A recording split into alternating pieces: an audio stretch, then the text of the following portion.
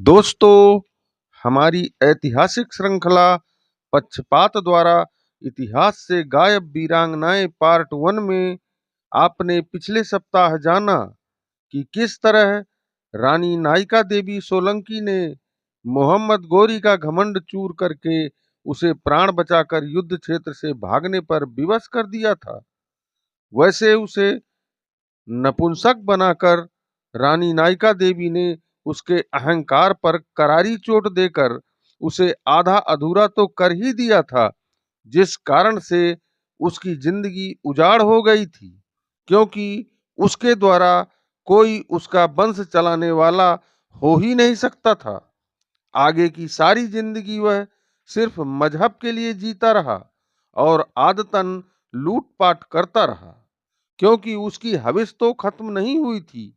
बाकी उसके बाद उसकी लूटी हुई अकूत संपदा उसके किसी काम न आ सकी।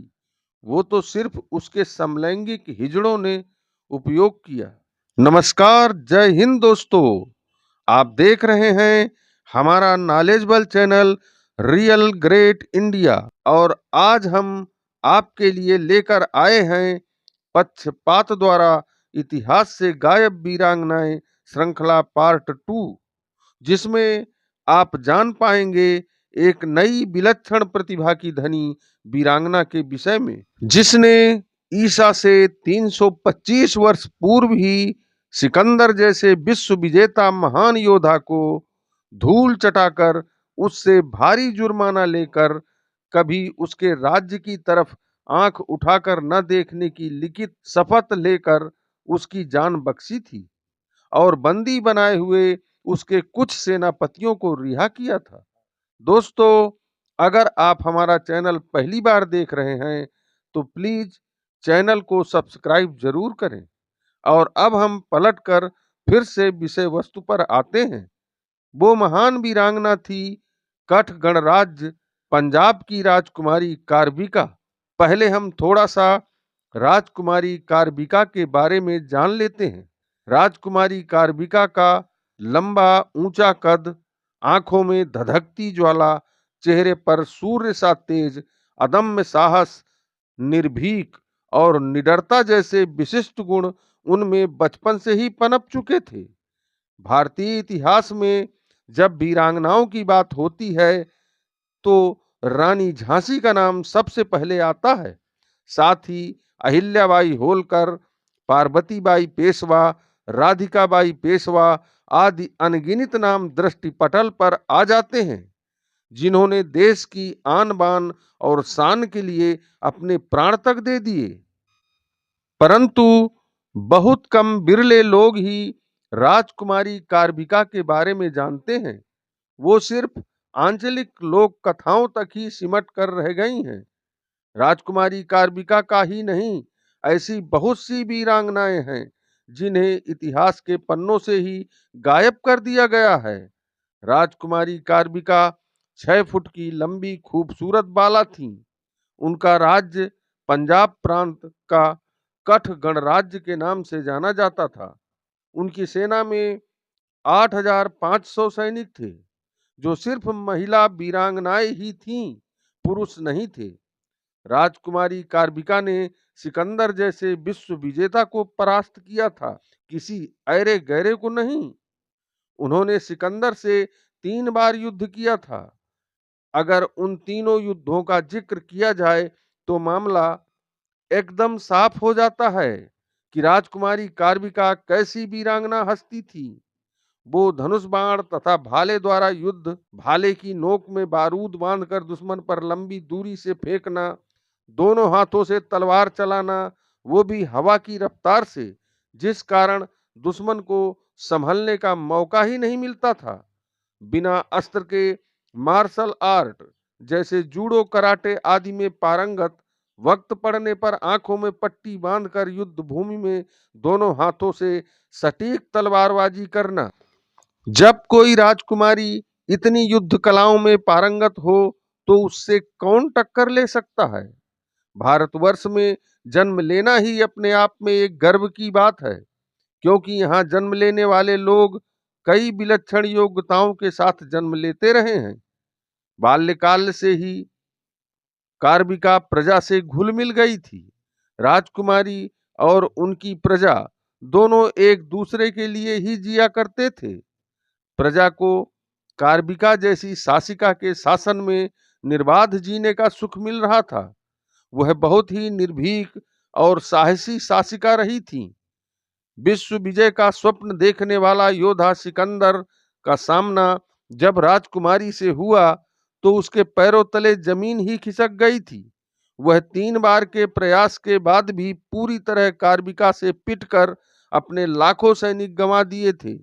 325 ईसा पूर्व की बात है जब अपना विजय कारवां आगे बढ़ाते हुए सिकंदर ने अपनी एक सैन्य टुकड़ी पंजाब प्रांत के कठगढ़ राज्य पर आक्रमण करने के लिए भेजी। राजकुमारी कार्बिका के शांति से चल रहे राजकार्य में यह पहली बाधा थी। कार्बिका के पास मात्र 8,500 सैनिक थे जो सभी महिलाएं थीं। उसके पास सिर्फ वीरांगना बटालियन ही थी जिनमें कुछ प्रमुख नाम थे मृदुला, सौरायामिनी, गरीन्या, चंचला, मयंका एवं जया जैसे। ये नाम तो बहुत ही कोमलांगी सहज महिलाओं जैसे थे, पर वो सहज तो बिल्कुल ही नहीं थी। वो सभी तो बिजली जैसी चमक और घातक वार करने वाली चपला दामिनी थी जो बड़े बड़े योद्धाओं को धूल चटाने में पल भर देर नहीं करती थी। राजकुमारी कार्बिका बहुत ही सतर्क रहने वाली शख्सियत थी। जैसे ही सिकंदर के हमले का आभास कार्बिका को हुआ तो तुरंत ही उसने अपनी सेना को एकत्रित किया और युद्ध प्रणाली समझाकर आगे की कार्यवाही में जुट गईं। प्राप्त प्रमाणों के अनुसार कार्बिका की सेना में कुल 1500 घुड़सवार सैनिक और 3,500 पारंपरिक हथियारों से लैस सैनिक तथा 3,500 पैदल सैनिक जो तीर कमान ढाल तलवार लेकर चलते थे। कुल सैनिक संख्या 8,500 ही थी। कुछ सहयोगी दल जरूर थे जिन्हें मिलाकर कुल सैनिक संख्या 12,000 के लगभग हो जाती थी। पूरे भारत या यूं कहें कि पूरे विश्व में इस तरह की राजकुमारी और इस प्रकार की महिला सैनिक बटालियन का इतिहास कहीं और नहीं मिलता। यह उपलब्धि अपने आप में एक मिसाल थी कि पूरी 8,500 सैनिक महिलाएं ही थीं।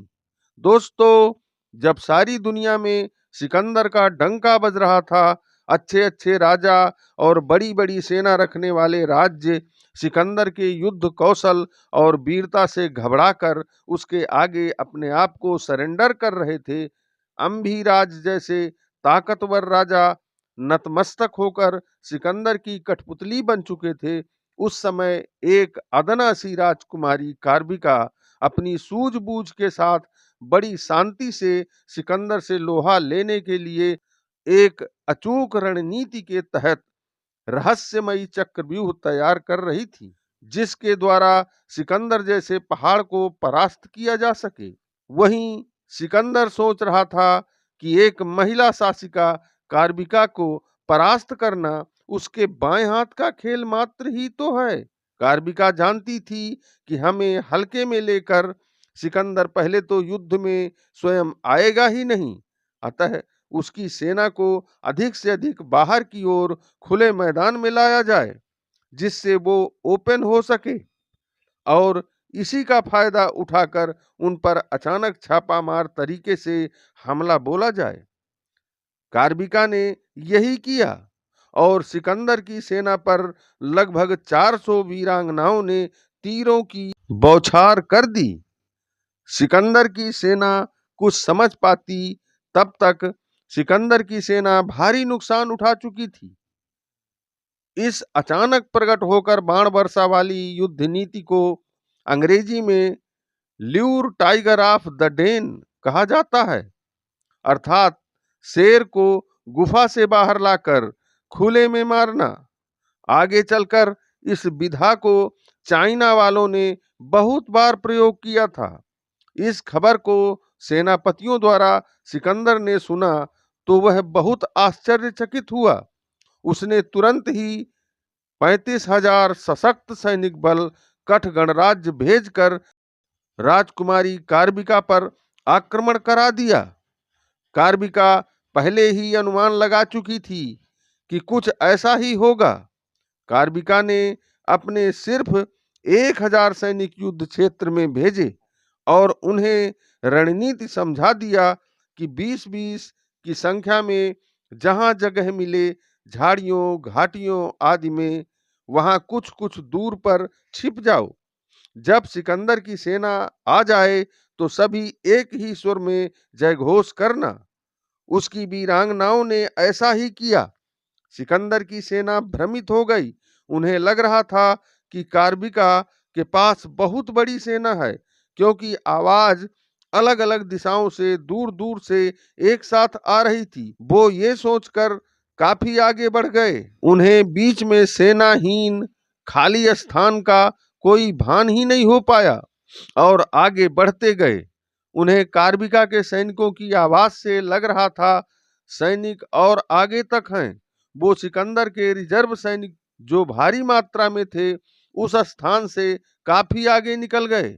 इसके बाद आगे पीछे दाएं बाएं छिपे हुए कार्बिका के सैनिक ताबड़तोड़ हमले करके 35,000 सिकंदर के सैनिकों को घेर कर मारा। जब बच बचा के छावनी पहुंचे घायल सैनिकों द्वारा सिकंदर को पता चला तो वह बुरी तरह बौखला गया और वह परंपरागत युद्ध नीति छोड़कर बर्बर युद्ध शैली अपनाने का मन बना लिया। इस बार 40,000 सैनिक भेजे, मगर कार्बिका की चतुरता को सिकंदर बिल्कुल नहीं भांप पाया और फिर वही इतिहास कार्बिका द्वारा दोहराया गया। सिकंदर उत्तेजित होकर कुछ ही सैनिक छावनी में छोड़कर बाकी 80,000 सैनिकों के साथ स्वयं भी युद्ध क्षेत्र में पहुंच गया। कुछ बड़ा करने के लिए मोर्चा संभाल लिया, परंतु सेना बल के द्वारा ही युद्ध नहीं जीते जा सकते। जीत के लिए दूरदर्शिता अति आवश्यक होती है। सामने वाले दुश्मन दल को सदैव इस भ्रम में रखना पड़ता है कि हमारे पास भारी संख्या में सैनिक हैं। हम ये नहीं कहते कि सिकंदर में ये खूबियां नहीं थी। वो तो महान योद्धा और दूरदर्शी था, पर कभी कभी सैन्य बल और सफलता का घमंड हर किसी को भ्रमित कर देता है। साथ ही हमें यह भी याद रखना चाहिए कि ये तो भारत भूमि है। यहीं पर ही तो राजकुमारी कार्बिका ने सिकंदर को धूल चटाई थी। ये वही सिकंदर था जिसने आगे चलकर महान साहसी और पराक्रमी राजा पुरु से युद्ध करके युद्ध तो जीत गया था, पर मन मस्तिष्क से सिकंदर राजा पुरु से बुरी तरह हार चुका था और वह पूर्ण योद्धा तथा विश्व विजय के काबिल है। इस बात का भी ज्ञान उसे इसी भारत भूमि पर राजा पुरु द्वारा किए गए प्रतिकार एवं बर्ताव से ज्ञात हुआ था, तथा सिकंदर के आगे महान शब्द भी यही वीरों की वसुंधरा भारत भूमि में ही अंकित किया गया था, तथा राजा पुरु के साथ उसके बर्ताव के द्वारा ही सिकंदर को महान बनने का गौरव प्राप्त हुआ था और राजा पुरु से उसकी दुश्मनी दोस्ती में बदल गई थी। उसे ये आभास हो चुका था कि यहाँ तो अभी एक पुरु था, आगे अनेकों पुरुओं से वास्ता पड़ सकता है। इसलिए उसने होशियारी का परिचय दिया और सिंधु नदी के तट से ही वापस यूनान लौट गया। दोस्तों, अब हम फिर से पलटकर मुख्य विषय पर आते हैं। राजकुमारी कार्बिका ने सिकंदर की सेना और सिकंदर को भनक तक नहीं लगने दी कि कार्बिका की सेना बहुत कम है। इसलिए सिकंदर की सेना का मनोबल मजबूत नहीं बन पाया। वह इतना सतर्क होकर युद्ध लड़ती रही कि सिकंदर की सेना को यह भ्रम बना ही रहा कि कार्बिका की विशाल सेना कहीं चारों तरफ से उन्हें घेर ना ले। उसी क्षणों में राजकुमारी कार्बिका और सिकंदर का भी आमना सामना हुआ। राजकुमारी दोनों हाथों में तलवार लिए बिजली की रफ्तार से दुश्मन पर जानलेवा हमला कर रही थी। उसकी तलवार के सामने जो भी आ जाता, चाहे वो सैनिक हो चाहे घोड़ा, सभी सीधे मुल्क के अदम पहुंच रहे थे। सिकंदर एक क्षण भी संभल पाता, उसके पहले ही कार्बिका ने उस पर ताबड़तोड़ तलवारों की बौछार शुरू कर दी। सिकंदर के शरीर से रक्त के फुहारे छूटने लगे। संतुलन बिगड़ जाने के कारण सिकंदर के सीने तथा पेट में भी कई घाव हो गए। पेट के घाव लगने से उसकी आंतड़ियां भी कट गई थीं। अब तो उसके पास एक ही रास्ता बचा था जान बचाने का। वो ये था कि वह रणभूमि से भाग जाए। टिक पाना तो उसके बस में रह ही नहीं गया था और उसने किया भी यही। सिकंदर के युद्ध भूमि से भागते ही उसकी पूरी सेना विचलित हो गई और जान बचाकर भाग खड़ी हुई। 1 लाख से भी अधिक सेना बल के साथ भारत आए सिकंदर के पास 50,000 से भी कम सैनिक ही जिंदा बच पाए थे। भागते हुए सैनिकों में छांट छांट कर कुछ महत्वपूर्ण सैनिक सिपह सालारों को कार्बिका की महिला सैनिकों ने युद्धबंदी भी बना लिया। इन तीनों युद्धों में राजकुमारी कार्बिका की कुल 2,800 वीरांगनाएं ही शहीद हुईं, पर सिकंदर की सेना के नुकसान के आगे ये 2,800 की संख्या बहुत कम ही थी। सिकंदर की तरफ से भारी युद्ध जुर्माना अदा करके अपने युद्धबंदी सेनापतियों को छुड़ाया गया तथा कठगण राज्य की ओर कभी आंख उठाकर भी नहीं देखेंगे, इसकी गारंटी भी लिखित रूप से देकर सिकंदर ने कार्बिका से पीछा छुड़ाया। ऐसी वीरांगना थी राजकुमारी कार्बिका, जिनका नाम इतिहास में स्वर्णाक्षरों में लिखा जाना चाहिए था तथा हमारी नस्लों को ऐसी वीर नारियों का इतिहास पढ़ाया जाना चाहिए था। लेकिन अफसोस है, दिशाहीन दोहरी मानसिकता से ग्रसित और पक्षपाती इतिहासकारों द्वारा ऐसी विलक्षण प्रतिभावान वीरांगनाओं को इतिहास से ही गायब कर दिया गया। आज की पीढ़ी कार्बिका जैसी हस्ती को इतिहास में ना पाकर इन महान विभूतियों से अपरिचित है। इनमें हमारी पूर्व की सरकारें, जिनमें कांग्रेस प्रमुख है, जो अपने को धर्मनिरपेक्ष बताती आई है, पर उसने तो निचले स्तर तक की पढ़ाई के पाठ्यक्रमों तक में ऐसी हस्तियों के लिए 4 लाइनों की भी जगह नहीं दी, बल्कि विदेशी आक्रमणकारियों को महान और अन्य बड़ी बड़ी उपाधियां दे देकर पूरे के पूरे पाठ्यक्रम ही बना डाले। ऐसी नीतियां रही हमारी सरकारों की। कहने को तो हम स्वतंत्र हुए, पर मानसिक गुलामी से हमें आजादी कभी नहीं मिली, बल्कि हम गुलाम थे, गुलाम हैं, सिर्फ गुलामी का स्वरूप बदला है। मेन फंडा तो बिल्कुल भी नहीं।